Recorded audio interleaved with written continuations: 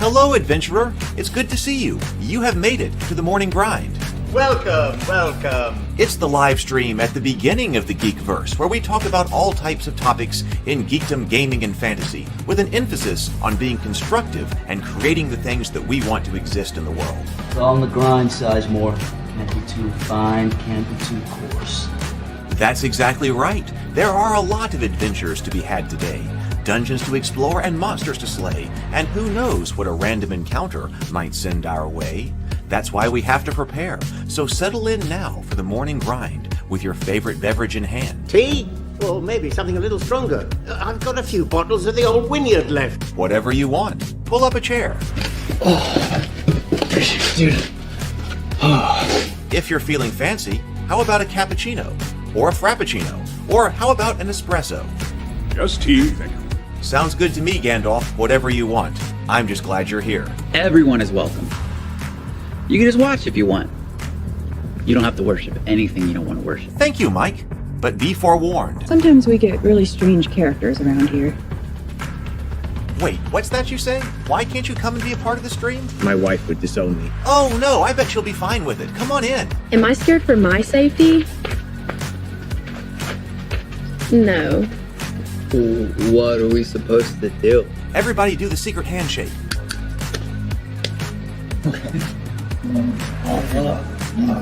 Secret cultist handshake. Oh, now do wizards who love each other. This, my friend, is a science. I still don't have gifts, but it's fine. It's all on the grind, son. Can't be too fine, can't be too coarse. Dude, this would be a sick place to bring the band. Indeed it would be, Dave. It really would. I'm seeing more people coming in. Welcome. Glad to have you here. Oh, look, here's someone new. Is this the cultist meetup? Yes it is. Come to hang out? Please accept me. I have nothing else. Okay, we accept you. Everyone's welcome here. Brought some snacks. Well, that makes things even better. You want some coffee? I don't drink coffee. You sure? It's cultist coffee. What makes it cultist coffee? I'm a cultist and I'm drinking it. Oh. Then I'll have some. What exactly is going on here? I'm seeing more people coming in. Welcome. It's so great to have you. Oh, and look, here comes another stranger. Can we help you? Yes, fellow cultists. I could really use some food. Oh yeah? Welcome. We have donuts. Oh, it's me. I'm glad I'm here. I'm sure you have a few questions for me, though. What's your name? Who do you work for? What god do you worship? Great questions, Rob. I'm Steve King, and I worship Nyarlathotep. No, not really. I'm just Heath, and I won't be worshiping anything this morning. But I will be your host. Welcome to the office. We're going to have a great time. I've got my coffee ready, because now it's time for the morning grind. If you could become a fish, that would be amazing. Then I could command you with my mental fish powers. Hey, good morning, everyone. Great to see you. Hello. And once again, why is my name in blue instead of red like it's supposed to be? Who even knows? I don't get it. All right. So good morning, everybody. It is great to have you here. Welcome to the my home. Welcome to the office, and welcome to the morning grind. I appreciate your bearing with me on Sunday. I just couldn't do it. But I'm here now, and today we're going to be taking a look at the physical parts of Nimble. Okay, so I've got the Nimble box set right here. This has all the physical books in it. I have not opened it up yet. It's still in its shrink wrap, and then there are a couple of other things that are sitting in here, which we're going to take a look at as well. So there we go. So we're going to be taking a look at that today. So that's our main topic. A few announcements here. First of all, I'm still waiting on the proofs of the books. I hope they will ship soon. It's been about 2 weeks since I ordered the proofs of the books for the Kickstarter, the Cultist RPG. I have not gotten them yet, but they're supposed to ship in about 2 weeks. So I'm hoping Well, see, this is already Wednesday. God, this is already Wednesday. This is already Wednesday. So I'm still hoping that they will ship soon. When they ship, I will definitely ship.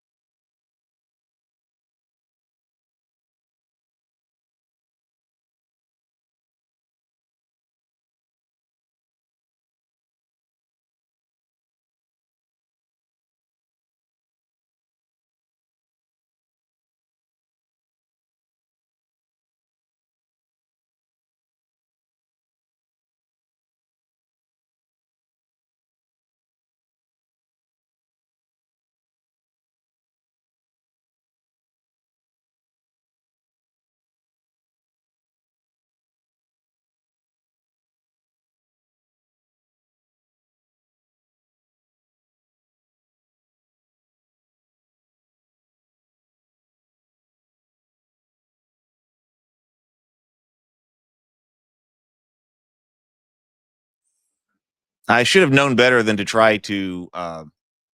I should have known better than to touch my mic at all. If I touch my mic at all, well, then the whole thing goes out. So hopefully, there. Now we're back.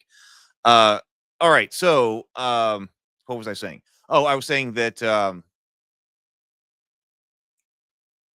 Yes. Okay. So I'm still waiting on the books to ship, the proofs of the books. I'm hoping we'll have them soon. It would be great to be able to show them off on the morning grind, either next, Sunday, or I mean, hopefully at least by next Wednesday. I'm hoping.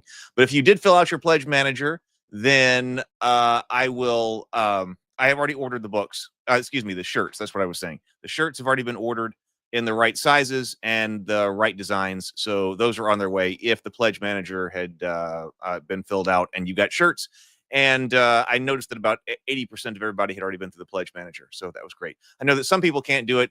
We found out because if you're doing pledge over time, then it won't let you. It won't let you fill out the pledge manager until it's all done, until the final payment is made. So okay, fine, we'll handle that however it is. But I am hoping to be able to ship stuff as soon as stuff comes in, assuming that the book proofs look right. So that's been ordered. In other news, of course, when I went out, I took down all of the everything that I had set up to share. In other news, I have been working to get the Ravenkeep website back going, and so right now it doesn't look like much. The Ravenkeep web store does not look like very much right now because I was actually taking stuff off of it that's no longer available. So I was taking stuff down, but I was also putting together, reworking some stuff in the dungeon to become like a shipping operation area. Um, Sound is not completely synced.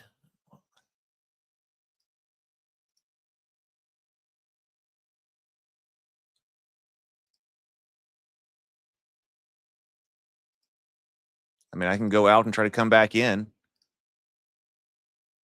Let me finish this up right here. So I found a few mugs. I was getting the shipping set up. I found a few mugs, and I found of both the Cultist coffee and the Fish Do Not Drink tea mugs. And so I put out on the Kickstarter update that these were available. So here is the Fish Do Not Drink tea. I've got 20 Fish Do Not Drink tea mugs. I'm going to drop it in here. Okay, Mike says not having this problem. Okay, so I'm going to stick with it at the moment. Fish Do Not Drink tea.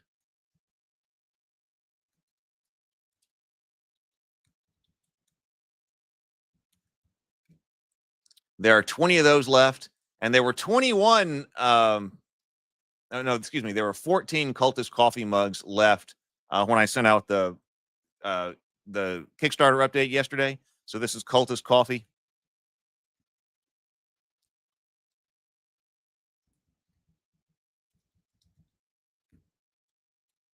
Which is what I happen to be drinking from right here. So I've got my Cultist coffee mug this morning. So if you want one, there are now 7 left. So that seems like half of them went yesterday. when I got up this morning. So I will pack those up. This is separate from the Kickstarter. These are shipping now. So I will get these packed up. I will send them out to everybody. I can ship only to the United States. But we got Cultist coffee mugs and the Fish Do Not Drink tea mugs. Just a few left. If you want one, those are on the Raven Keep Shopify store. It doesn't look pretty right now. The store doesn't look pretty right now because I was stripping stuff out that's no longer available and actually getting ready to put stuff back up for this Kickstarter, putting stuff up for the Kickstarter once the Kickstarter awards ship, so that we can have other kinds of things up there. So, but the site works. So if you want one, get them and I will ship them out to you and you can enjoy them during the morning grind. So that's kind of what was going on. I did get access to Sora. I thought everybody did for a while. I thought that, of course, that you had to have an invite code, and then I thought I saw that okay, it was now open, but I guess it's not because a friend of mine couldn't get in. But I did have some codes, some invite codes. So in the Raven Keep Discord server, if you look at the channel for AI for creatives, I put an invite Sora code. I was kind of playing with that last night. I was working on music videos again last night, and so from some perspective, a lot of it is harder because it's making the music videos just because the censorship on the mainstream generators has gotten so extreme. It is difficult to even generate a puppet anymore. ChatGPT was having a problem with the idea of a puppet in a dark robe in the forest at dusk, and it said no, that was too dark for it, and perhaps we should generate some color Muppets in bright colors that are outside during the day, and that it wouldn't even do that. So I don't know where we're going with this tech, but anyway, so that's what's going on. Sora. So if you would like to try a Sora code, I tried a couple of those generations last night, but I haven't really gotten to use it yet. So is there anything else we need to talk about? I don't really think so. I've been busy over here, but it hasn't been anything kind of forward facing. All right, let's see here. I'm going to pull up our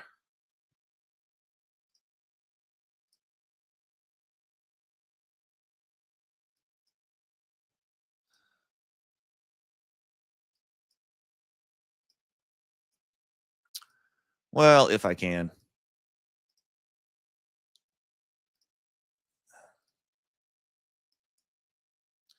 Okay, so here we go. So this is, let's do our breathe and sip right here, and then we will take a look at what we've got with Nimble here.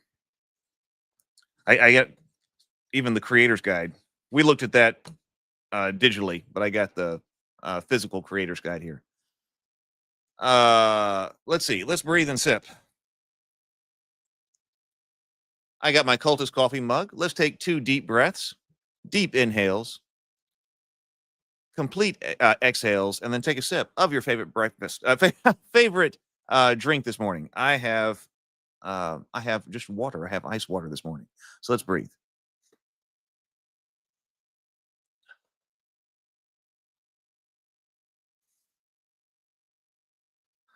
And sip.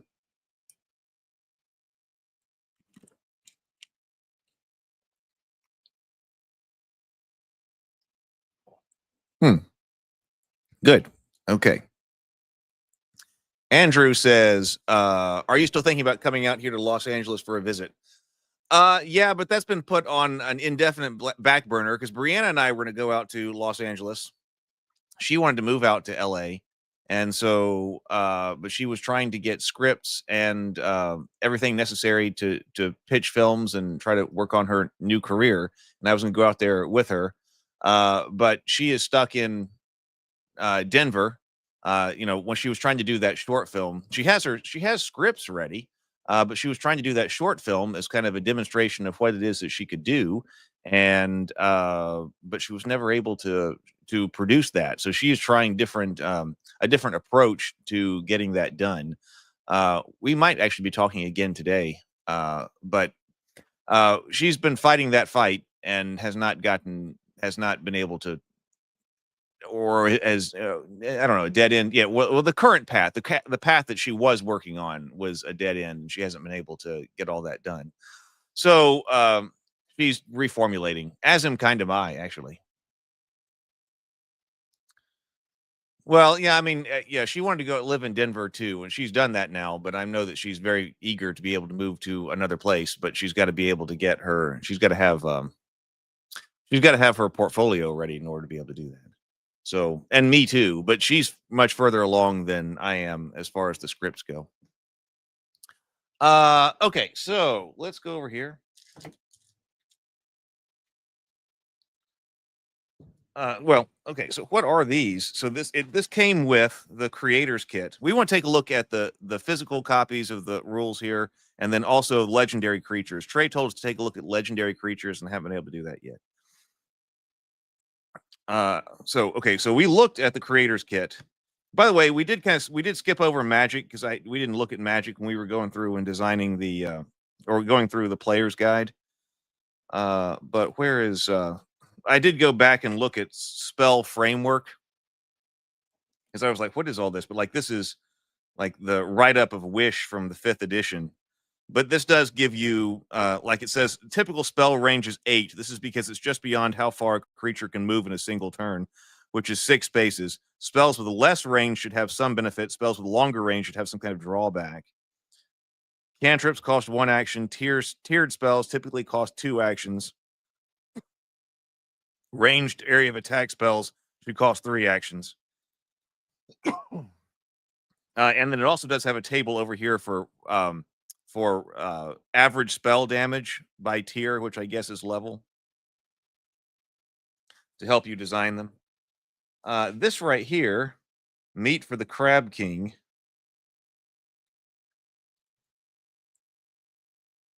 I guess this is an adventure right here. It's printed on cardstock here. And then this over here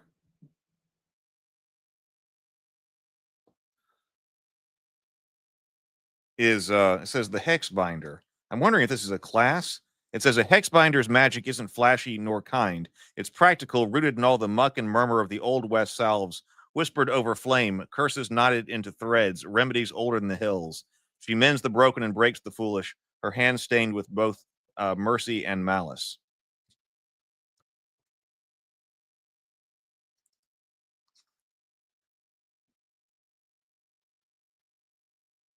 Let's see. I'm still trying to tell exactly what it is. Okay, yeah, this makes me think that it's a class.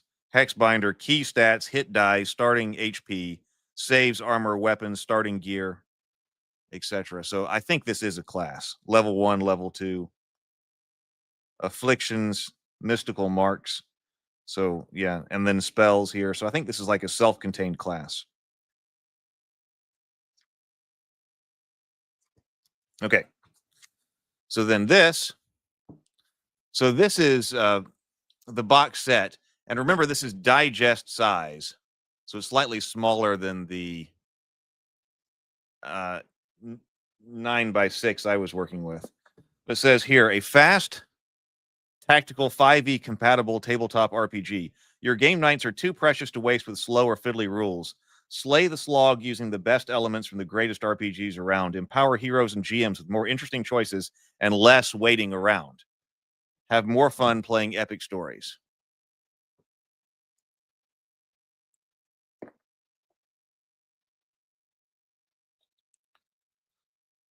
On the back, it says, this premium box set includes everything you need to dive into the world of Nimble 3. And I thought originally on the website, I thought this was a slipcase. I thought it was a slipcase, but it's actually a box set, as you can see here. Everything you need to dive into the world of Nimble 3. Nimble. 3 deluxe hardcover books, core rules, heroes, and the Game Master's Guide, a GM screen, a cloth adventure map, over 100 cards for spells and spell items and monsters. I didn't know that it came with cards. Stickers, digital downloads, and more. Core rules. Introduce the game with quick-to-read rules covering combat, resting and downtime, character creation, ancestries and background, adventuring motivations, equipment, magic items, and more. Heroes contains 11 new classes to choose from. The Relentless Berserker, the Sneaky Cheat, or the Strategic Commander. The Resourceful Hunter, the Brilliant Mage, or the Steadfast Oathsworn. The Not Evil Shadowmancer, the Compassionate Shepherd, and the Inspiring Songweaver. the Untamed Storm Shifter, and the Agile Zephyr. Plus, customize your hero with 22 subclasses and 4 narrative-driven, story-based subclasses: the Fallen Oathbreaker, the Magical Spell Blade, the Vengeful Reaver, and the Untamed Beastmaster. The GM's Guide. Whether we're looking to new GMing or seasoned storyteller, the Nimble Game Master's Guide is packed with tools to enhance your game. Advice for new and experienced GMs, from advanced techniques to what not to do, a mini bestiary with dozens of creatures from regular to legendary, and we definitely want to look at legendary here. 10 ready-to-play adventures in sandbox-style settings to continue your campaign. Comprehensive guides to crafting your own adventures for countless hours of play. Okay, well, let's see what's inside then.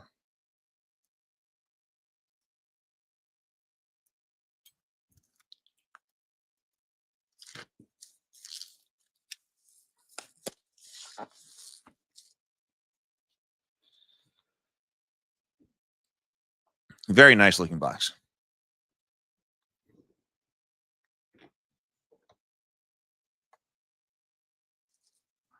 And a ribbon inside too.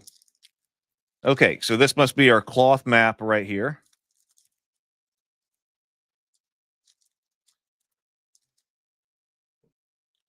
Let me see if I can lift this camera up a little bit more.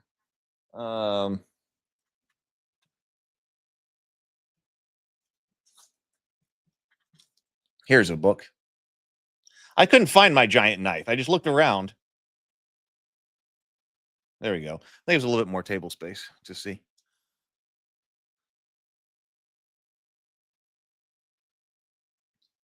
So we've got the cloth map.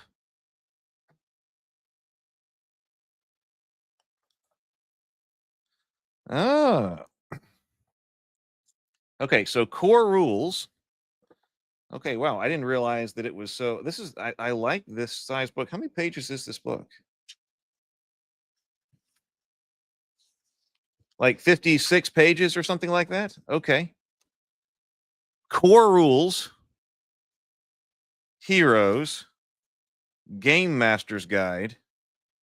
That must be our GM screen. This is a great set.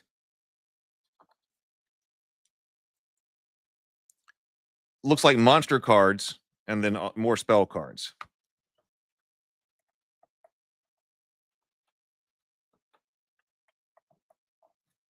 Can't get this out. Is it a sticker? It might be. I'm not sure. So legendary monsters. So that looks like, that doesn't look like there's anything under here. Nope, that's it. Okay, spell cards, magical equipment, and legendary monsters. Okay, so legendary monsters, magical equipment, okay, and spells. Okay.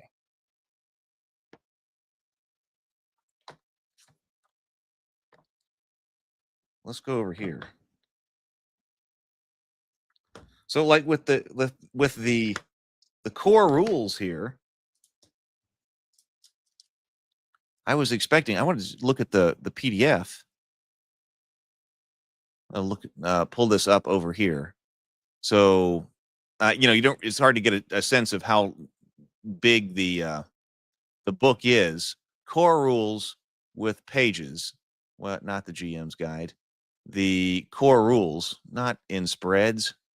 The core rules in pages. Yeah, 57 pages, 57 pages in the PDF. Okay, so that's what that makes. So, actually that's going to be, of course, the Cultist RPG is a little bit larger than this because it's 9x6. But, okay, so I mean, this might be something like what we're going to be looking at when we get those proofs in. Let me move this out of the way. I really like this. Starting to become standard to use the front of the book here for material.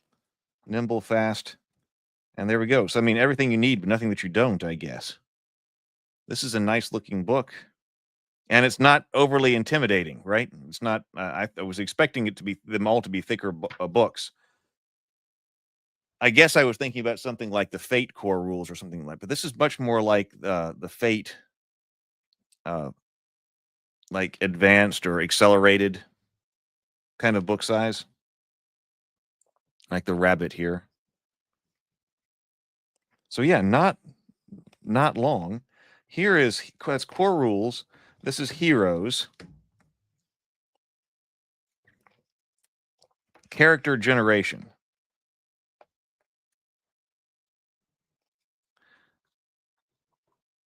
I do like separating these out, especially if you need more than one. Like somebody could be looking at something to make a character or something while other people are referencing the rules.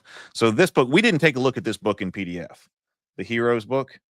It says, "Here there be heroes, where dragons soar and shadows gather, where ancient powers slumber and the new threats arise, the call to adventure resounds. Here legends are born with the clash of steel, the flash of spells, and the struggle between light and darkness. Choose your path, wield your power, the world awaits heroes." It says, if you're new to Nimble, we recommend you start with the core rule book or choose a pre-made hero. When you're ready to create your own hero, this is where you'll find them.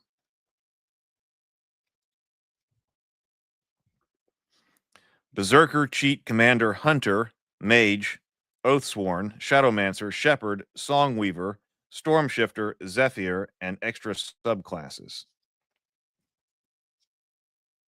So this does look a lot like what the Hex binder was. So that must be what it is. It looks like the layout's just the same.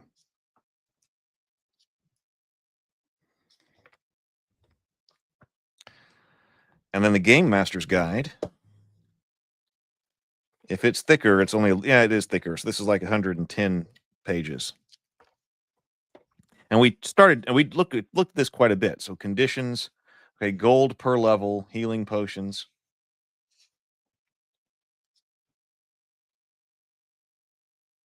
Oh, because this also has like areas in it. So like Garden of Death 62. Yes, okay, it says a thorny starter adventure for 2+ heroes. The Garden of Death. So that's an adventure. They've got the ribbons in them.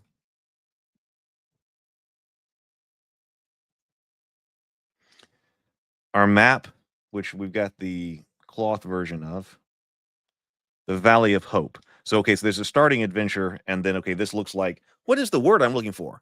It's not glossary. Why can't I think of this word? It's not atlas. It's a small atlas.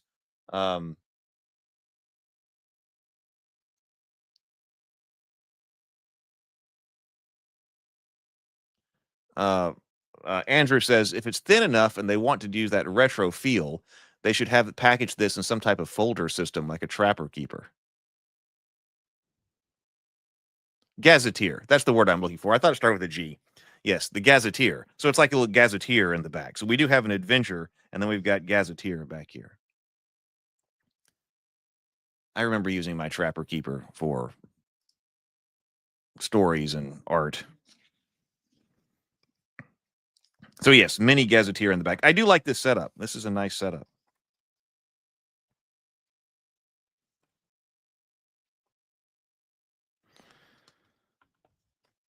We wanted to take a look at legendary creatures because we didn't get to do that. And Trey was like, you've got to check out legendary creatures and the way they are handled. And I noticed we've got the legendary creature cards here. So while most combatant encounters will be heroes against a group of monsters, occasionally a solo fight is demanded by the story. However, when facing only a single enemy, heroes can pump out serious amounts of damage and take down an extremely powerful foe quickly. Solo monsters should almost always be legendary. Heroes should know when they are fighting a legendary creature. It should not happen every session. These encounters should be saved for a particularly meaningful fight. This is the scary dragon or the named boss or the big bad evil guy. A legendary monster has a few important elements. Legendary monsters act after each hero's turn. Okay, so this creates new tactical options and challenges for the party and aids you in balancing encounters for different party sizes. So legendary monsters act after each hero's turn.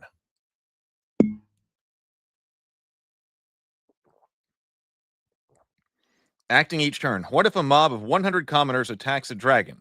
Does it get to move at light speed after each one of their turns? No, only after hero's turn. Commoners, minions, and other followers are not heroes. As the GM, use your best judgment and feel free to nix any rule at the table that you don't like or that doesn't make sense in the world. They have interesting mechanics and weaknesses that can be uncovered through research ahead of time or using the assess action during combat. Saves. Like heroes, legendary monsters have advantage or disadvantage saves. For example, strength ++ will minus means this monster would roll strength saves with advantage 2 additional dice, and will saves with disadvantage. Bloodied. They gain an additional dangerous ability when their HP drops to half.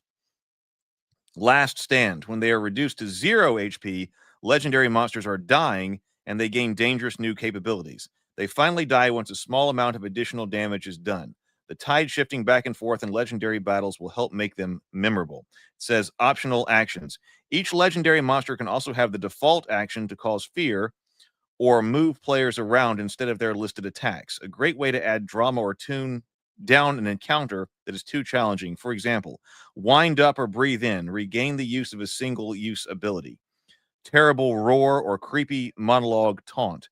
Creatures who hear this make a will save or are frightened for 1 turn. Toss around, telekinetic shove. Strength save or moved, prone, etc. Size up, spot weakness, pin down. Dex save. The next attack you make is with advantage and cannot be interposed.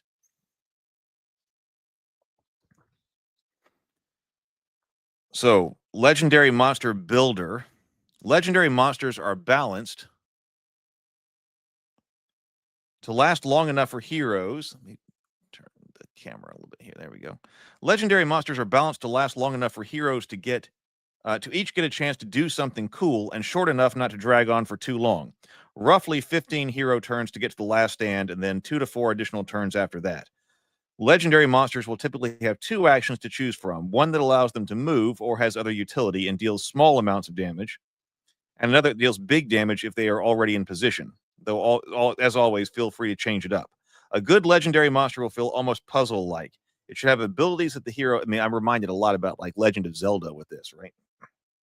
So it seems like fighting a Zelda bad guy, like Link to the Past. So yeah, the legendary creatures are meant to take on a party single-handedly. Yeah, that Mike says that. Yeah, I agree.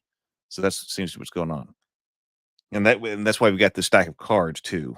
That should give us some examples. Well, here are some examples over here. It should have abilities that heroes need to figure out how best to deal with to encourage heroes to think differently, move, and use teamwork to overcome. A good monster is not merely their stats. However, the following stats should help when creating your own legendary monsters. Like normal encounters, these numbers here are based off party level and stay the same regardless of the number of heroes in the party. Legendary monsters by stat. For an easier encounter, use stats 1 or 2 levels lower, more challenging 1 or 2 levels higher. Legendary monsters will typically have at least medium armor. If unarmored, make sure they have some other defensive ability. So we've got party level, HP with medium armor, HP with heavy armor, the last stand HP. Didn't it say over here, though, that the last stand, when they are reduced to 0 HP, legendary monsters are dying and they gain dangerous new capabilities?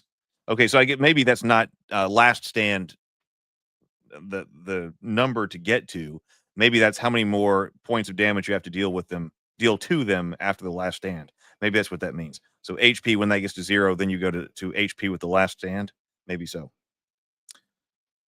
Examples. For example, see Pudge the Blunderer below. For a level 2 party, he'll have 75 hit points and medium armor.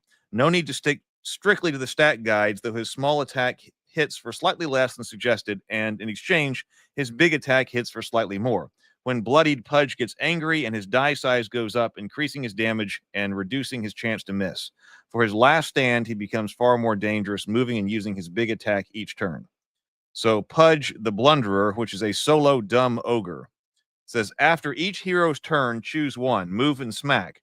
Move 8, attack for 1d8 plus 2, on damage, prone. Grab and throw. 1d8 plus 2, on damage, they are thrown at another hero within 6 spaces. Both make a DC 12 dex save. or take 1d8 plus 2 damage and are knocked prone. Half damage on save. Okay, bloodied. Okay, this tells you specifically at 37 HP. At 37 HP, Pudge's damage increases to 1d12 plus 2. And then during the last stand, Pudge is dying. 20 more damage and he dies. Until then, Pudge can move 6 spaces and use grab and throw each turn. Well, it just says, and use grab and throw each turn. Says, solo encounters need not be strictly solo. This is legendary teams. Legendary creatures may have pets, summon minions, or even come in groups. You can have all of them attack after each hero or take turns attacking. So this is level 3, solo bug druid and his stinky pet. Kolapek and Poppy. So an Etomancer and a giant stink bug.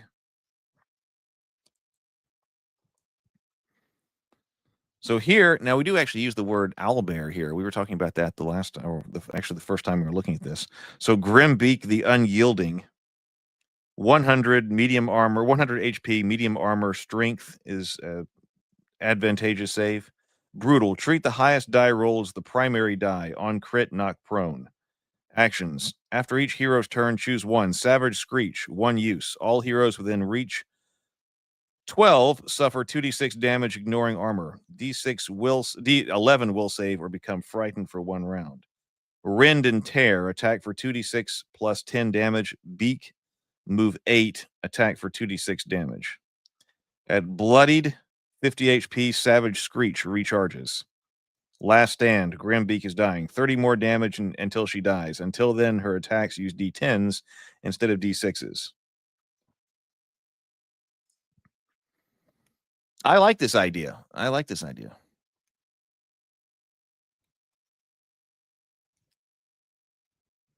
Level 12. This is like level 14 solo, huge Baylor feeling hot and spicy. 320 hit points, heavy armor. All saves at advantage. Pain. Crits against Azazel are vicious. He deals damage equal to the crit die back to the attacker. Or against him are vicious. He deals damage back to the crit die to the attacker. Cracking Whip, move 6, reach 6, 3d6 damage. On hit, grappled and pulled adjacent to Azrael. Escape d6 17. Dex or until he uses the whip again. Doom Sword is 3d12 plus 10. Fire damage to all creatures within reach 2. There are a lot of them in here. Level 20, solo world-ending cataclysm. She who is our desire and end. Karis the Hollow Star. And then you get to the example, adventure. I do like this format. I like this. Yes, I continue to be a fan. Mike says the art in the book is very good. And Araxis says, exactly, legendary monsters are meant to be the boss fight. This is a nice little package. It really is. Let's take a look at here. Our map.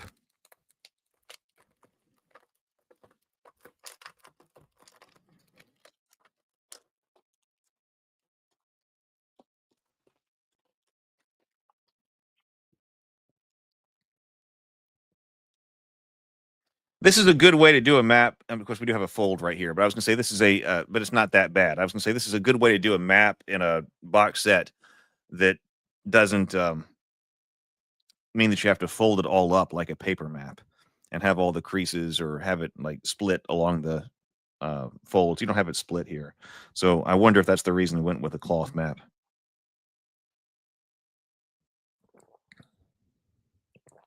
What's it made of? Well, it's cloth.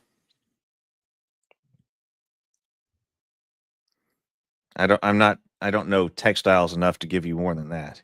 But it's a cloth map.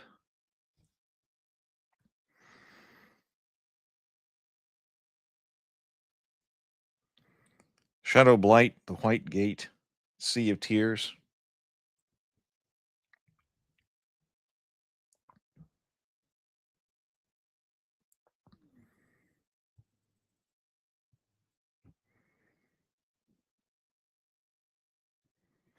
Okay, so let's take a look at the cards. Oh, actually, yeah, the fold will settle out in time. Yeah.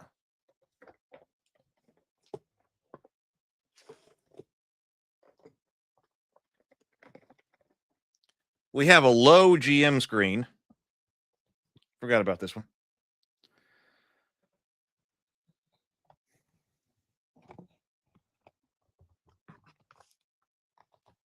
That's the player facing side.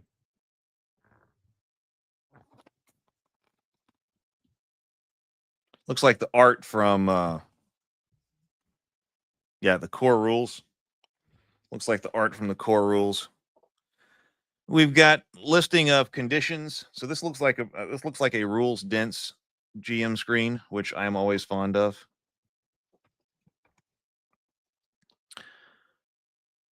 Conditions: cover and hiding, grappling, concentration, gold per level, what to do with healing potions, skill checks, lodging boons, quick NPCs, which is just basically a name and then like a phrase about them. The monster builder is here. So monster level, HP, etc., damage, legendary monsters' abilities. Those are the optional actions that all of the legendary monsters could have, like wind up and breathe in, terrible roar.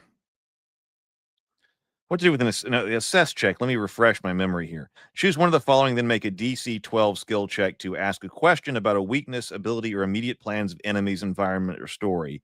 Create an opening. Increase the next primary die roll against a target by 1 this round. Anticipate danger. Reduce all primary dice rolled against you by 1 this round. Chaos table. Unless otherwise noted, ongoing effects last for up to 1 minute or until chaos is triggered again.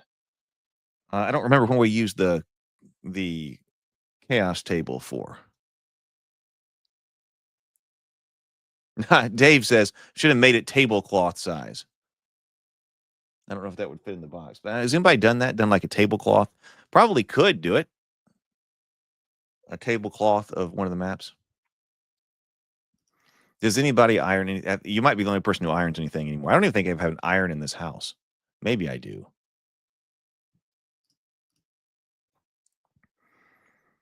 I don't remember what to do with the chaos table.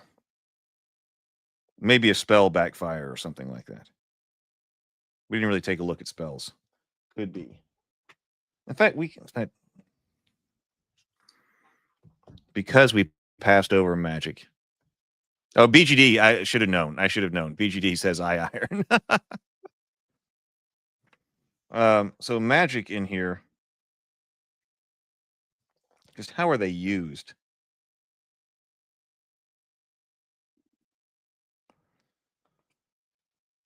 We've got spells of magic. Okay. Each has cantrips and 9 tiers of progressively more powerful spells. Mana says powerful tiered spells require mana, a portion of the spellcaster's life force, to use them. A spell's mana cost is equal to its tier. See the hero's book for more on how different classes gain mana. Cantrips cost no mana. You can spend additional mana on tiered spells to make them stronger for each additional mana spent, up to the tier that you've unlocked. A hero's DC save is typically 10 plus your key ability.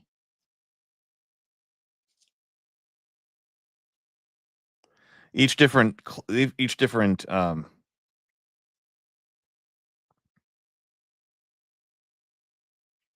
spell school. It says like fire spells deal high consistent damage at medium range, whereas ice spells deal medium damage at long range with a focus on controlling the battlefield and protecting the caster. Lightning spells deal high damage at long range with a focus on teleporting around the battlefield and taking advantage of creatures equipped with metal. Radiant spells can obliterate the unholy, the fearful, or those who would dare harm you or your allies. Okay, so it doesn't really tell me a whole lot about casting right here. Let's see. It says go over to heroes to find out more. Let's do that.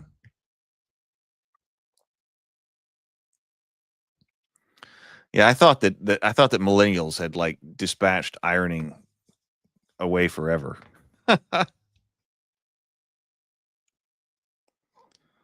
So, like spell blade. Okay. Well, is that really a cat? Like, what is the? We have like a mage. Oh, that's okay. That was story-based subclass anyway. Oh yeah, mage. Okay, so right here. Customize the spells you cast, stretch time, gain extra dimensional vision.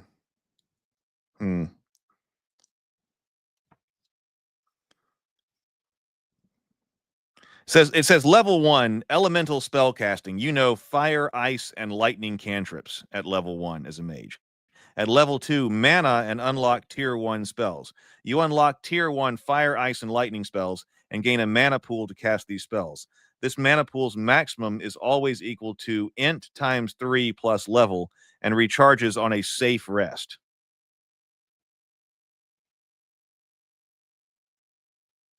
So I guess you just cast them with the actions like it was talking about. So if we go over here to, okay, fire, ice, and lightning cantrips.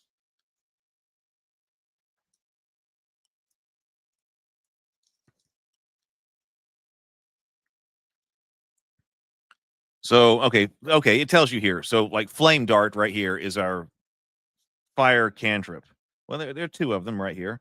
Okay, so Flame Dart cantrip, 1 action, single target, range 8, damage 1d10, on crit, smoldering, high levels, plus 5 damage for every 5 levels. Okay, that you're going up. Heart's Fire, cantrip, 1 action. Give an ally within range an extra action. Spend 1 mana to cast this when it's not your turn. Whereas, like, Ignite is tier 1.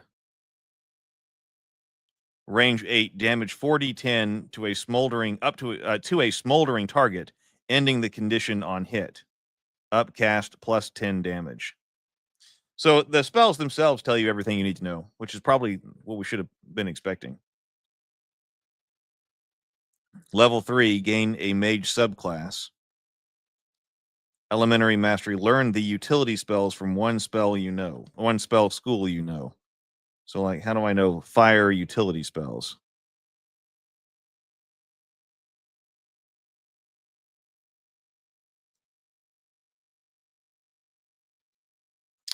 I am not sure.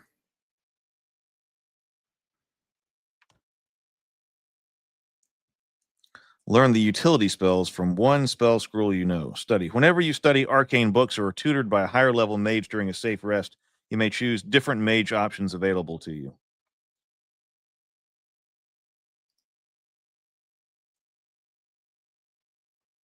Yeah, let's go over to the cards. Let's see.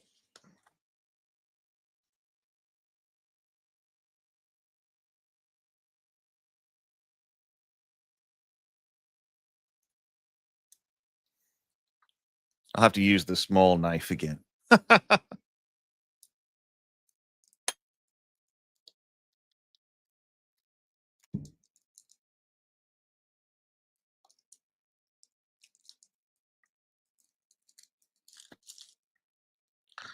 Okay, so these are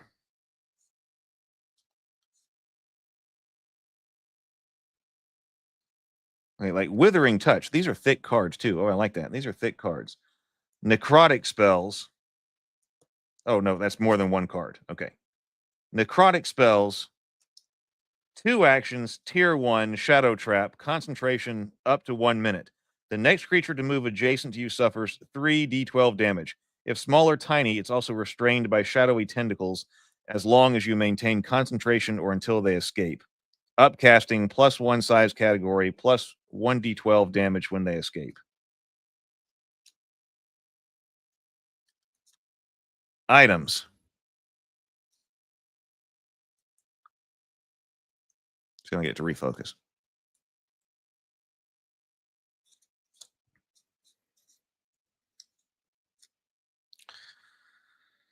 Healing potion, item, and more than one too. That's always been a problem. That, like, okay, something is common or that you would expect to be common, like a potion, you need multiple of.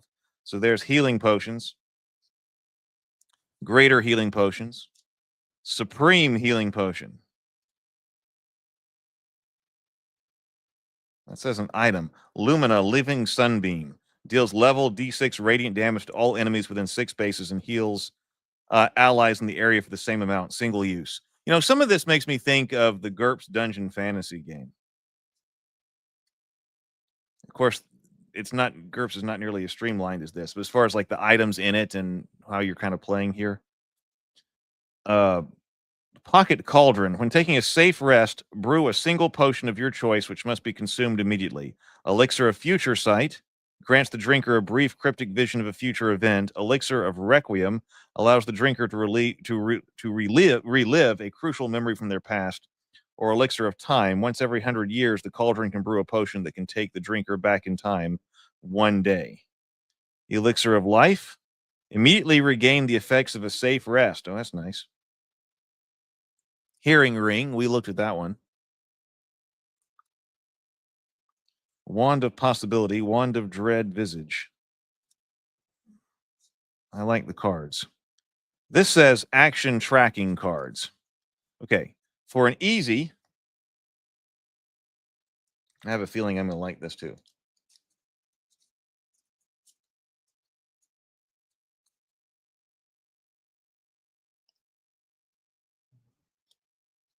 says action tracking cards. For an easy tactical way to track actions, give one set of 3 cards to each hero. Whenever the heroes roll initiative, they draw 1, 2, or 3 cards depending on their role to represent their actions. They discard an action card whenever they spend an action, and when their turn is over, draw 3 cards again. For more tactical depth, heroes can use the back faces of their cards instead. Each has 1 boon, bane, and neutral card, adding another layer of strategy for their turns. If you have any extra cards, the hero could shuffle 2 decks together for even more variety. Note: heroes can use either key stat for the cards, but must use the same number for both the boon and bane cards. For example, for abilities that cost more than 1 action, apply both card effects. See back for more. Temporary boons and banes. You can also use these cards as an additional way to give heroes temporary boons and banes. Did a swamp hag curse a party member? Did a mighty celestial bless a hero? Give them an additional bane or inspired action card for their deck. At the end of their turn, they'll draw 3 cards randomly, increasing their odds of bad or good things happening until their next safe rest, until they are healed of the curse, or until they lose the benefactor's favor. I'm not exactly sure about that. This says, okay, at 1 action. So we've got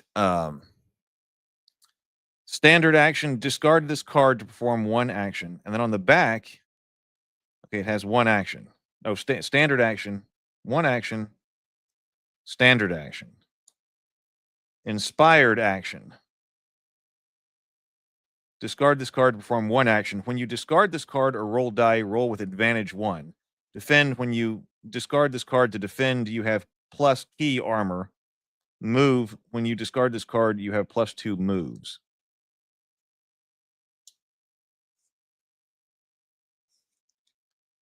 So I guess 1 action, like on this side, 1 action. Okay, so this is, so the back just has 1 action, or the front, or whichever one. So that's just playing with standard actions. The cards keep track of that. Yeah, so there we go. But then here on the back, when you're shuffling these in, so if you're baned, you can still perform 1 action, but it's going to be at a negative. Standard action, inspired action, bane, standard, inspired. Okay.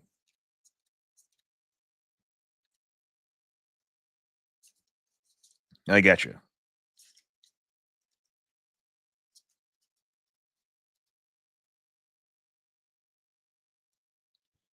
What's this next one?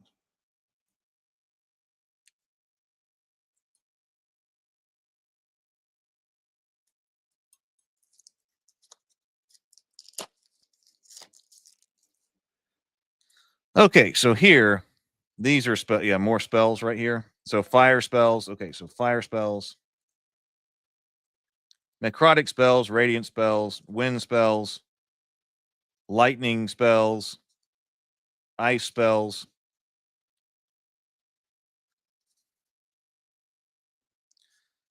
That's that flame dart we were looking at. I like having the cards with you. I like the tracking the actions with the cards. And then, yeah, if you've got some type of spell or something, I've always liked having those. we don't have to worry about getting rid of the cards. They're just there for reference, right?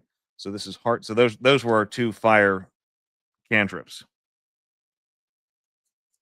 So you're actually going to have a lot with the mage. It says, fire, ice, and lightning cantrips. So you actually start with quite a bit of options. So that's a damage dealing spell, range 8, 1d10, on crit smoldering, heart's fire. That's a buff. Fire, ice. Well, here's lightning. Zap, which is range 12, damage 2d8. On a miss, the lightning fails to find the ground and strikes you instead. So that's the downside. Because like I said, the standard range is 8. So the fire does 8 damage d10. Zap, range 12, damage 2d8, but you might hit yourself with it. Here's another, that's necrotic. Oh, they're right here. Overload. Overload. Castable only if you are charged, ending it. Reach 2, damage 2d8 to others within reach. How do you know if you are charged? I don't know. Mike says the art in the spell cards is likewise good. Yeah, I especially like the layout that they've used here. The design of these, the dark background. So here's ice. It said fire, ice, and lightning.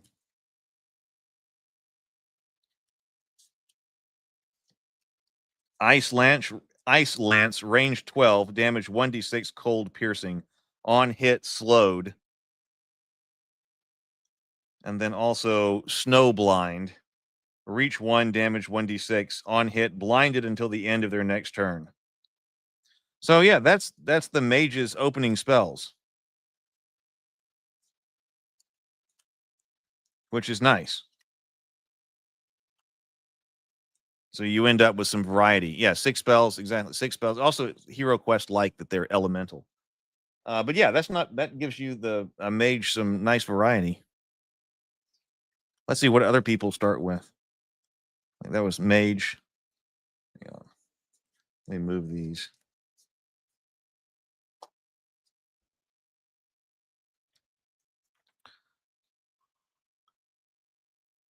Oh, subclasses. Okay, so mage subclasses: shapeshifter, invoker of control, invoker of chaos, oathsworn. What seems like our major magic users here? Berserker, commander, hunter, mage, oathsworn, shadowmancer. Shadowmancer. Okay, let's look at shadowmancer, page 42.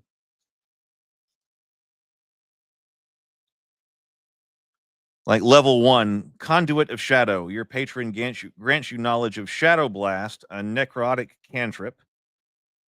Summon Shadows, the necrotic cantrip. I guess it just gives you that information right here. I'm guessing it's the same back there. So that's 2.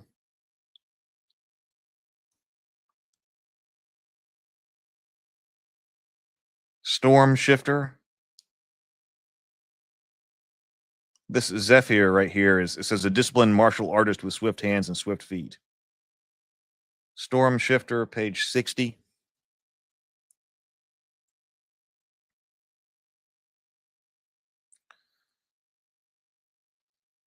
Master of Storms. You know the cantrip from the lightning and wind schools. Yeah, Better with Bacon says, I'm probably going to get this box set. This is a nice box set. There's only one more thing to look at.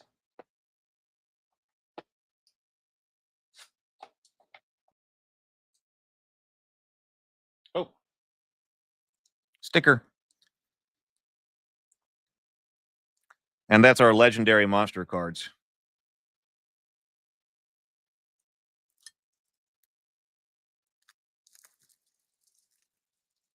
So some of these we probably saw, but here's what they look like here.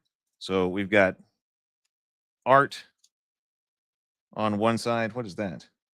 Oh, Ravager of the Lowlands. Oh, so that's that front box art right there. So that's the Ravager of the Lowlands, which has the stat block right here. Spider Woman. Looks like a dragon we're fighting here. Gray Drake. Yep.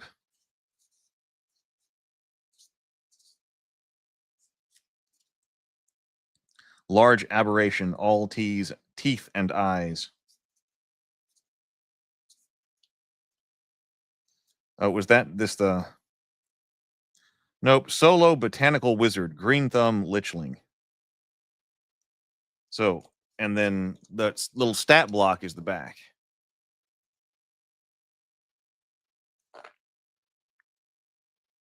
So we looked at Grimbeak. That's what that looks like. Thorn, quick blade.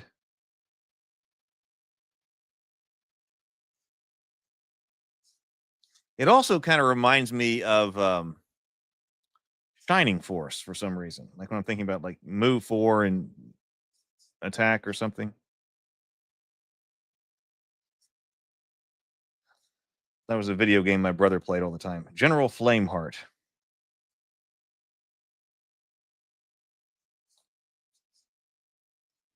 Oh, that one's got a lot of stuff. Oh, that's that's the level 20 solo world-ending cataclysm. Oh, and it says choose one not yet chosen. There's Azrael, Lord of Flame and Pain. Yes, this is really nice.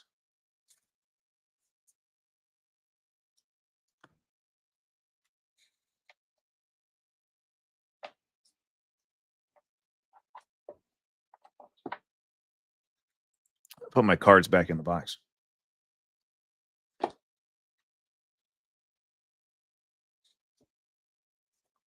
So I approve. This is great as far as I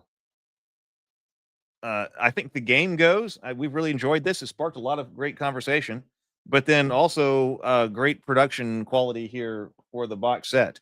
I like it. I like it a lot. I'm glad that this is now one of my favorites.